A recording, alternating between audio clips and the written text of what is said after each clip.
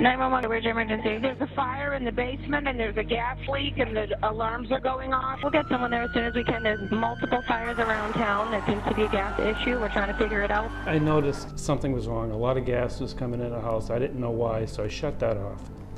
Went back down into the basement. By the time I got there, the entire half of the basement was one eternal blue flame. And I knew there was nothing I could do.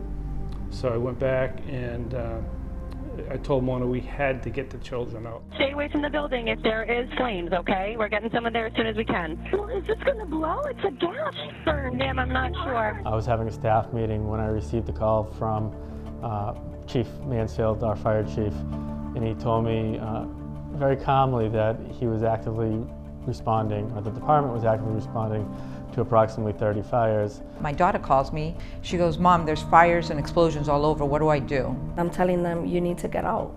You need to get out. I was so scared. You didn't know what was going on. Like, were there bombings? Houses are blowing up. Houses are on fire. What is going on? We need to get out of here. If you have not evacuated, you just gotta go. You gotta get out of your home and evacuate. A house caught on fire up the street over here.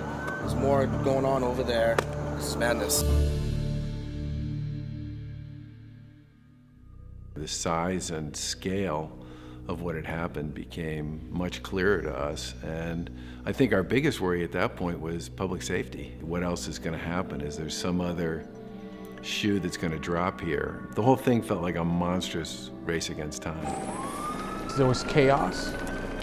I'm not sure when the last time a city of our size evacuated half of its population, and then immediately after shut off all the lights. When you hear that there's 30, 40 fires going on, it's a little bit terrifying, and now you're wondering what is going on in your city. And at the same time, you take that breath and you say to yourself, dear God, just give me the courage to do this and the strength to do it.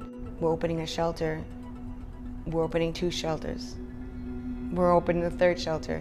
That was so crippling to know that our community was so impacted. And even though we came together as a community, we were broken.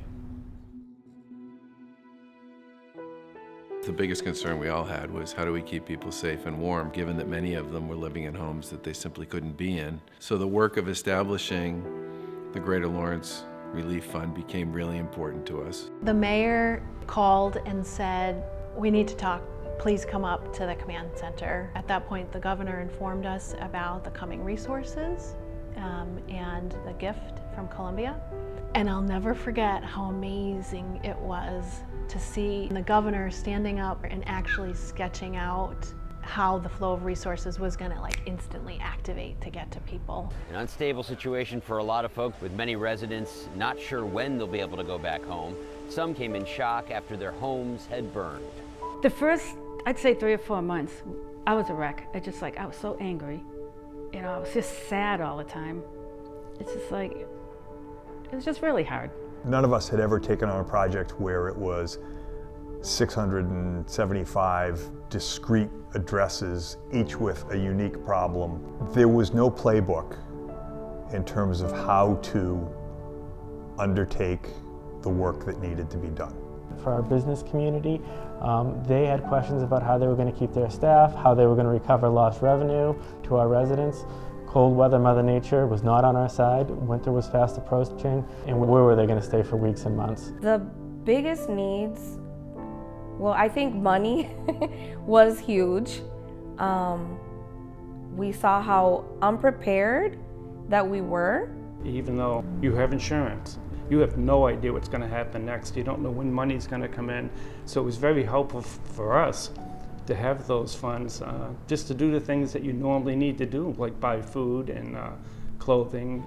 Our goal was to get the resources to people as fast as we could, and the first step was opening those application centers. So we were so excited when we finally could open our doors. We served 2,000 people that day. The fund's ability to move quickly with respect to its ability to get money out was probably the first positive thing that happened to a lot of people in the aftermath of the explosions and all the chaos that came with it. It's not about just the gift card. It's about somebody giving you a hug. It's about somebody listening to you. It's about somebody understanding what you're going through. It's about listening to what you've experienced and what your needs and wants are. The Relief Fund was really vital as an effort to provide some unity and some hope to the broader community. The idea that not only was there immediate assistance, but that assistance was coming from far and wide, that there were people that cared and that there was a commitment to the future of this community. That arguably is worth more than any dollar amount could be quantified.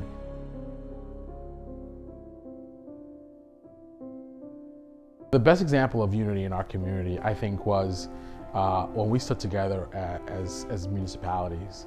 I've never felt more protected as much as I felt when Andrew Mailer and Andrew Flanagan were standing next to me. The community just came together.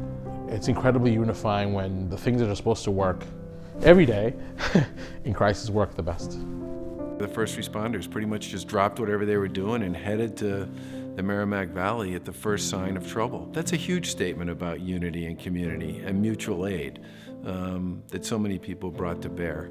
People were watching out for each other, checking on the sick, checking on the elderly, sharing information with everybody. This city, along with the other two towns, they showed the whole world how everyone was treated equally during this time. I genuinely hope that people see what an amazing community this is, because people, they really have each other's backs, and there's never a question about what's needed and who needs to do what, and I just think I'm gonna get teary. It was like really remarkable. It's a really special place. For the people, it's different now. It did bring the community together as a whole. It's not just Lawrence, Andover, North Andover. It's the Merrimack Valley. That's how we think of it, right? Mm-hmm. Absolutely. I think for everybody, that notion that your community doesn't end at the border, your community is much bigger than that, was really drilled into people through this whole process. There was loss of life and loss of property, an impact on the quality of life of many residents that lasted far beyond, I think, what they had either thought or hoped. But in the end, our communities collectively are stronger. We could not have done what we had done if we didn't do it together.